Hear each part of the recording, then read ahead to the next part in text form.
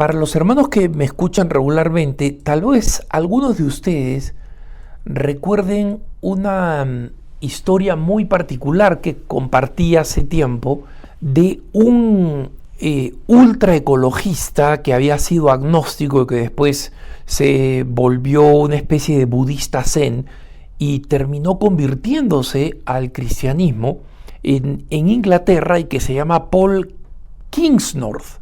Y este autor, Paul Kingsnorth, creó un blog donde él comenzó a compartir una decisión que había tomado, y es mudarse a Irlanda, donde la fe católica, aunque ha decaído profundamente, todavía sigue presente en la historia, en la naturaleza, en los monumentos, en los cementerios, en las iglesias, en los centros de formación, todavía sigue presente, en las cruces, en los caminos, etc.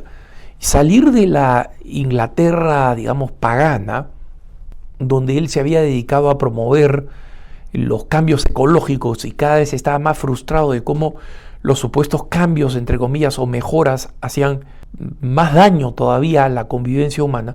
Esta conversión lo llevó a Irlanda, y allí decidió visitar unos lugares muy peculiares que son prácticamente únicos en Irlanda, y son los pozos de tradición milagrosa. Ojo, no digo que en nuestros países no existan estos pozos, ¿no? En mi ciudad natal de Lima está el famoso pozo de Santa Rosa de Lima, donde los católicos vamos y escribimos peticiones y las arrojamos en el pozo, con la esperanza de que la intercesión de Santa Rosita de Lima nos conceda la intervención de Dios a favor de esas intenciones. Y sé de muchos lugares donde hay fuentes y manantiales con esta tradición de haber sido originados por un milagro.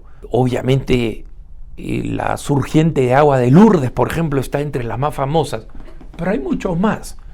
Lo particular es que Irlanda tiene cientos de estos pozos que son atribuidos a un milagro.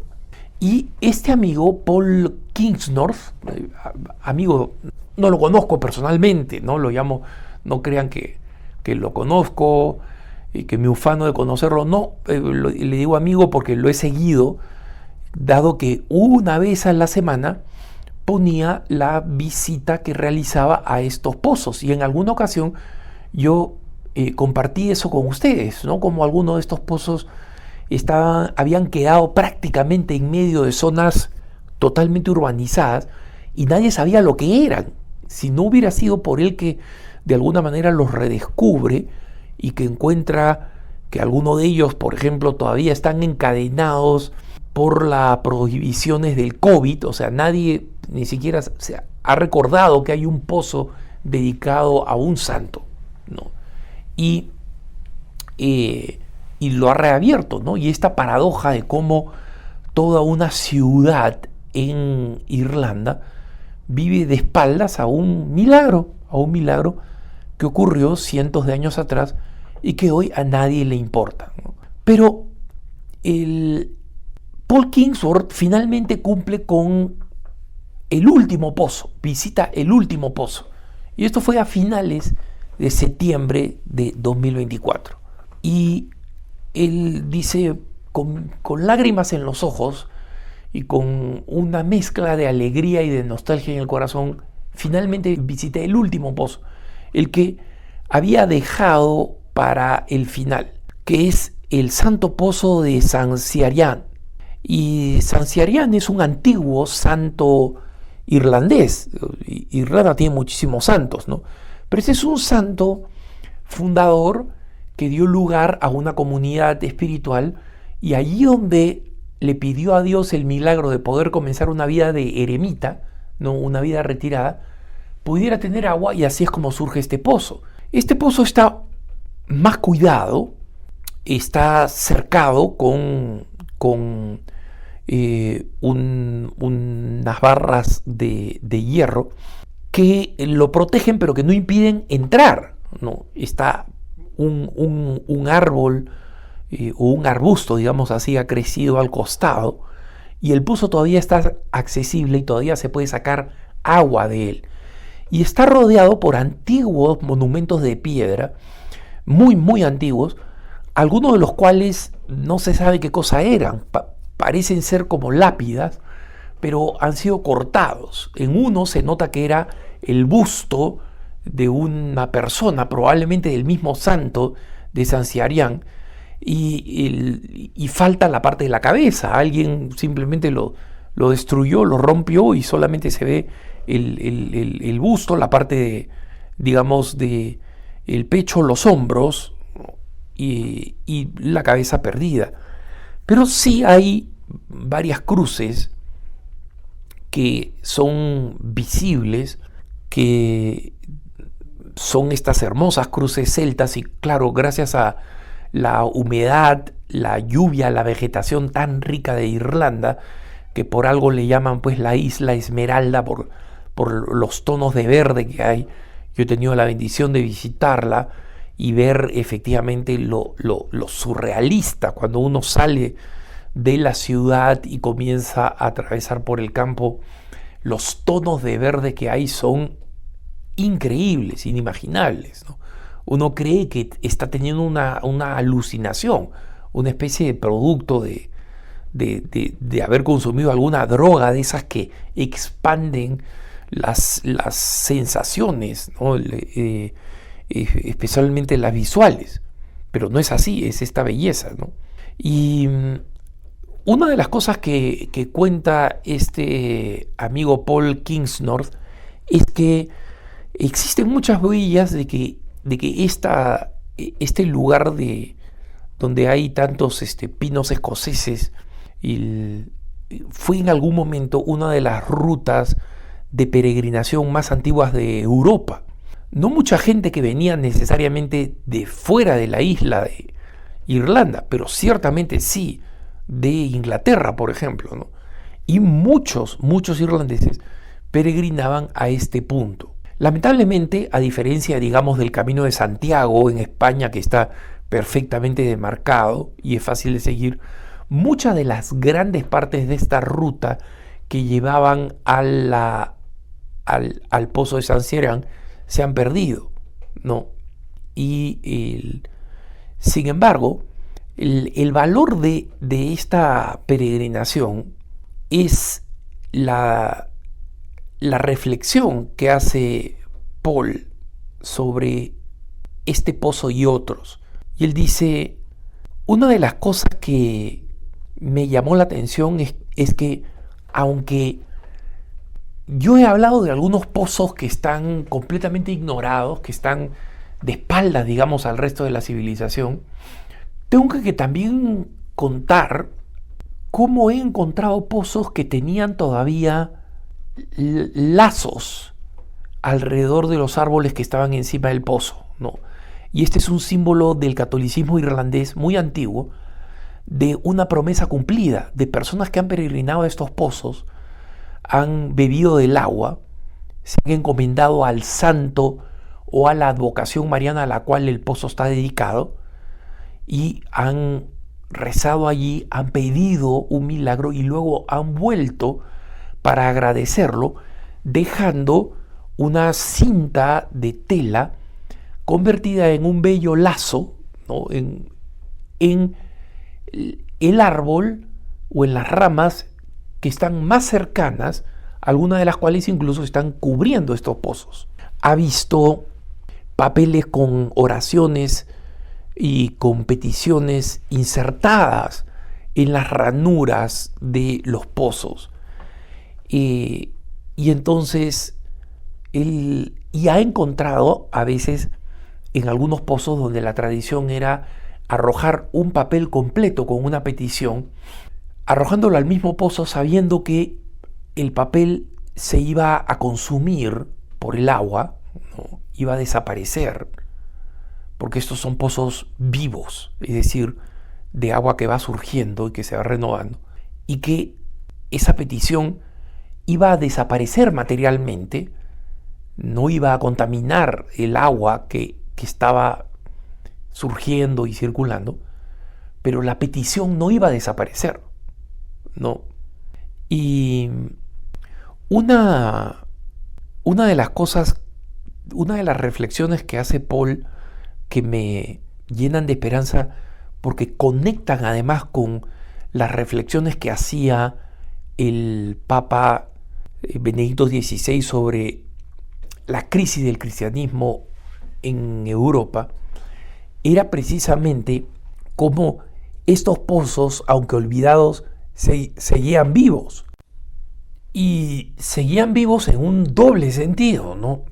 Uno, que el agua seguía circulando, y dos, los fieles seguían viniendo a visitarlos, incluso algunos que estaban relativamente en ruinas.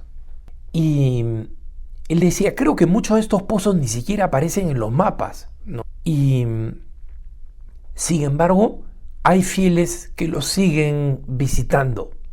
Y aunque esta peregrinación haya sido solamente una peregrinación aparentemente a lugares físicos, los pozos, una de las cosas que veo es esta pequeña semilla de fe, de cómo yo sé que muchos de estos pozos prácticamente fueron abandonados y cómo hay signos de abandono, pero también hay signos de recuperación. He visto algunos de estos pozos en el que barreras de madera completamente corrompidas, malogradas por el paso del tiempo y las inclemencias de la naturaleza, han sido reemplazadas por nuevas estructuras de madera, humildes pero presentes también, ¿no? Y dice, en consecuencia, no pienso que esto significa un gran retorno al catolicismo europeo, pero sí creo que hay un despertar de la fe auténtico, de lugares que en un momento fueron completamente olvidados, pero que están comenzando a ser recordados. Y creo que una de las cosas que va a impulsar más a que más gente viva su fe, no necesariamente asistiendo a los pozos. Los pozos son un síntoma, ¿no? Son un indicativo de algo que está pasando. Y es que la gente está volviendo a la fe, no en grandes números, como decía el Papa Benedicto XVI, vamos a hacer una iglesia de minorías, pero va a ser una minoría creativa. Y una de las cosas que dice Paul es, precisamente, yo creo que lo que más va a impulsar a la gente a descubrir, o mejor dicho, redescubrir la belleza de la fe católica, expresada en sitios como estos pozos aquí en Irlanda. Otros lugares serán los lugares emblemáticos en otras partes del mundo. Pero algo que nos va a empujar es el profundo vacío de Occidente. Y cuando dice el profundo vacío de Occidente, él está hablando de su experiencia europea. Pero hermanos, veamos lo que sucede en las grandes capitales de cualquier parte del mundo, de nuestras propias naciones, en América Latina, en España, o las que experimentamos los hispanos en Estados Unidos. Cada vez, a pesar de que en muchos lugares de tradición católica todavía encontramos los templos y las referencias, la forma de vida se ha vuelto una forma de vida vacía. Trabajamos para divertirnos y nos divertimos para trabajar. Y gastamos dinero que no tenemos para impresionar a gente que no conocemos, que ni siquiera le importa. Y entonces él dice, todos estos vacíos son en el fondo la fuerza que va a impulsar en nuestros corazones la búsqueda de sentido, que es inevitable para todo ser humano. Y para muchos esa búsqueda de sentido, ese hambre interior los ha llevado a cosas todavía más extremas y extrañas que nosotros podemos ver con las locuras que pasan, por ejemplo, con la ideología de género, ¿no? Pero muchas de esas personas, incluso en esos extremos, van a llegar a esa forma, a ese momento de conversión. Muchos años atrás hablaba con una persona que pasó por un proceso largo de remoción de tatuajes, ¿no? Porque había decidido convertirse en gótico, es decir, digamos, bordeando lo satánico, y se había hecho muchos tatuajes en el cuerpo, tatuajes además feos, repulsivos, digamos, de carácter demoníaco o malo, si ustedes quieren, y al mismo tiempo se había hecho una cantidad enorme de perforaciones y de inserciones en el cuerpo, ¿no? Como objetos metálicos. Y una de las cosas que un día lo movieron a decir, ¿qué estoy haciendo? ¿Qué he hecho con mi vida? Es cuando estaba caminando por una vereda en un barrio, y claro, la gente mayor es más cortés y bueno, mira para el otro lado, no piense lo que piense.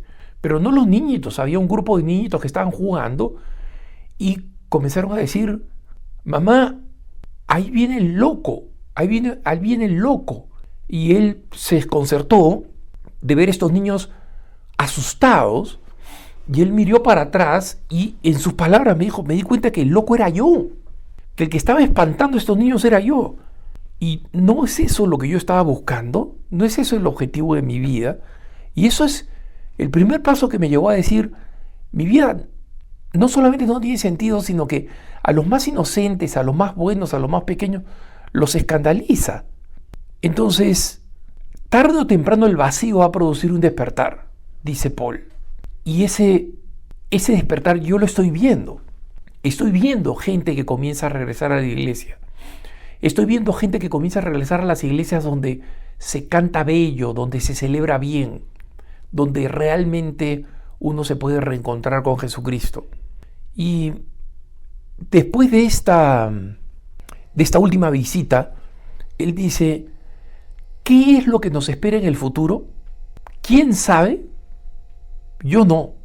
Pero lo que puedo decir es que mientras el caos del vacío se acelera, el anhelo espiritual se profundiza porque necesitamos la verdad, porque necesitamos a Dios, porque los seres humanos todavía necesitamos venir a estos pozos donde Dios habla y vamos a seguir anhelando a Dios y Dios no va a negar su presencia porque Dios está en todos lados.